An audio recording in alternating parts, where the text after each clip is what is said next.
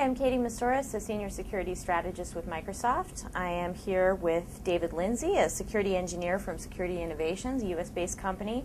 Also here with Eduardo Nava, an independent security researcher from Mexico. And with Gareth Hayes, an independent security researcher from the UK. And they have all come to join us here at BlueHat. Thanks for joining us, guys. And what is it that you're going to be talking about tomorrow? Well, we are going to talk about cascading style sheets, and they're used in security mostly, CSS hacks and stuff like that. So one of the focuses that we wanted to look at was with cascading style sheets, the sorts of things that can be done in the browser without JavaScript. So it's kind of attacking with one hand behind your back, so to speak. Yeah, sort of escalating the vulnerability of just purely hacking your history into something else. So there's a similarity between cross-site scripting and CSS. So what are some of the biggest attack vectors that you've found using these techniques? Well, the three are, well, the one that has the most media attention was the clickjacking. Do you want to describe that, Gareth, a little bit? Yeah. Clickjacking works by overlaying iframes, but they could be different elements other than iframes as well. And the idea is to basically hide the element, the site that you're on, and then fooling the user into clicking that link, even though they don't know what the site is underneath. It's social engineering with CSS, and that can be dangerous because even though a site includes a form token within the site itself, that is no protection because clicking on the link will send the form token as well. So are there some mitigations that you guys have been investigating that might be applicable? Because I know that this affects multiple browsers. You know, there's no real solid fix that's out there right now. What are some of the mitigations that you've been looking into? Well, there's been discussion on various mailing lists about using iframe headers, and I've been working with David Ross on the frame breaking stuff and how to break that. Eduardo as well has been giving David feedback on an idea that he had with hiding the content of the page, depending if no script was available at the time, because that you can do iframe restricted when you you put iframe and then the restricted attributes in there, and that disables JavaScript. So David Ross's idea was to disable the actual visibility of the iframe if JavaScript was disabled, which was one of the possible mitigations that you can do. So in terms of some of the mitigations that we're looking at, none of these are they're really easy to implement, am I correct? Or they have some kind of down-level application compatibility issues that might stand in the way of fully implementing some of these mitigation measures. Is that right? Well, it's down to the browser flaws, basically. For example, in IE8, there's a flaw which you cannot specify a frame breaker correctly because it opens a new window. So the easy way to exploit it would be to focus the parent window that's just opened. So it doesn't provide any protection against the clickjacking attack itself.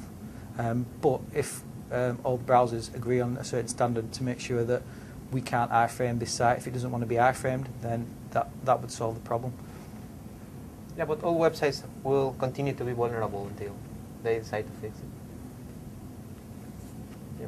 Yeah, I just wanted to say that it is a fundamental issue with the browsers. Yeah, there is going to be no easy solution, and we're right now just in the process of working out some of those possible mitigations, seeing if they really hold out to scrutiny, and go from there. Mm-hmm. Yeah, because we are attacking the standards. That's the reason they are cross-browser all the attacks, because we are not attacking a single browser. We are just describing attacks that are going to be possible in all browsers that implement the standard correctly. The same with the HTML attribute reader that expands the scope of cross-site scripting more than JavaScript. Mm-hmm. You can now make attacks in CSS only. There's also the history attacks that works everywhere also because they are the standard.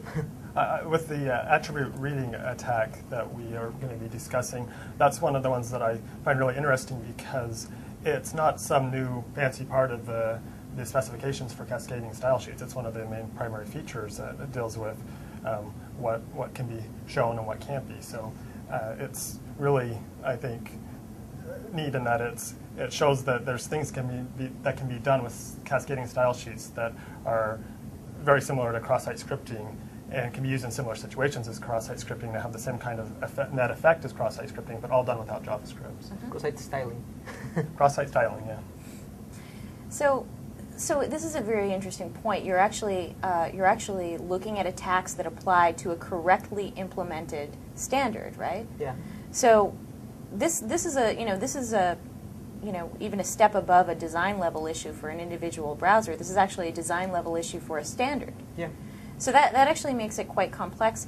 Are there things that you can think of to help influence the standards as they're being created, to try and head off some of these types of vulnerabilities down the line? Obviously, we're dealing with the standards that we're dealing with now, but in the future, do you think there's some things that you can suggest that will help prevent these issues in the future? Well, the only way will be reducing the standards a lot. That was what Garrett said, that the style designers are going to be very mad because they are being restricted in functionality. And I think it's important that those that have a good understanding of the security implications of some of the new features that are going to the standards, like HTML5, that those people are vocal about the security issues, because it's hard sometimes for security researchers like us to necessarily be given to have our voices heard, so to say.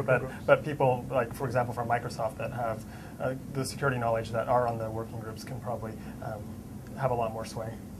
I think it's always going to be possible to attack standards because it's a fixed set of rules. So as an attacker, you can either follow those fixed set of rules or break out of those rules. And the only way to protect against that is to implement something in the standard that stops that. I think what we're lacking at the moment is any sort of working model for standards. So we've got a website that lists what standards are available, but there's no beta, there's no testing involved. Like when you get Internet Explorer releases a new browser, we can test it, but we really need a standards separate demo that actually renders the actual results so that security researchers can find the problems before they're actually released as a standard.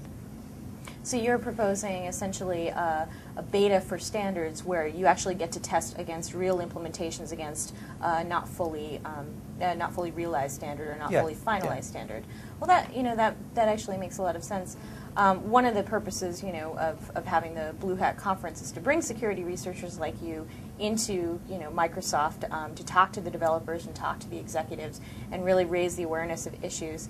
So hopefully in your meetings that are scheduled here at Microsoft and, in the actual sessions themselves, you'll be able to get that kind of exposure and be able to raise the level of awareness with these issues.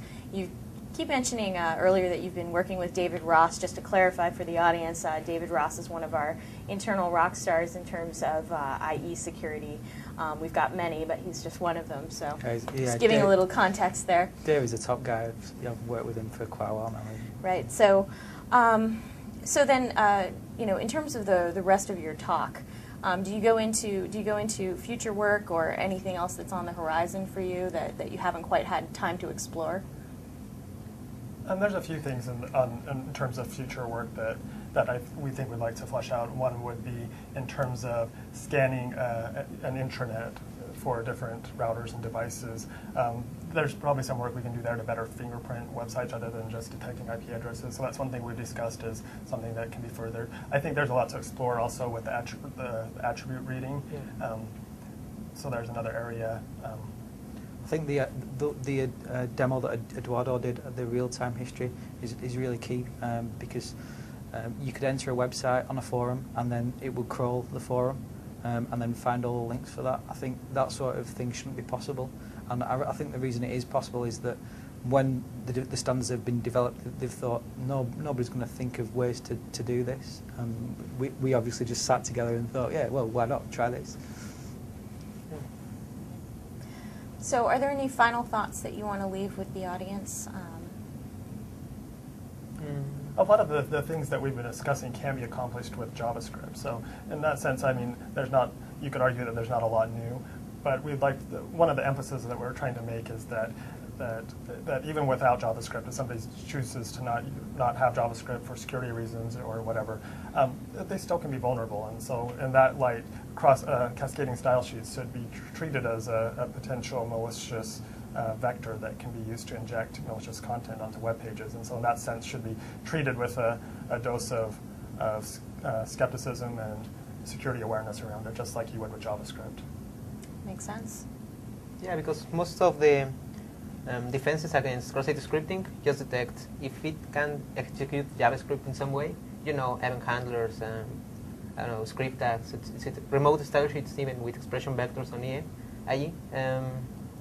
It will be a lot more difficult to detect just CSS because a lot of websites depend on the ability of a user of style their own web page, like, I don't know, social websites, MySpace, Facebook, I don't know, High Five, etc. So it's important for them to know at least that there are some selectors, at least some selectors, dangerous for them. It's just changing perspective and just making sure that the standards that are implemented are secure, and that's the message that we want to get across. Yes. Using things in ways that wasn't expected and taking account for that by adding more standards that add security. Great. Well, thank you so much for joining us, and I'm really looking forward to seeing your talk tomorrow. Thanks a lot. Thank you. Thank you. Thanks.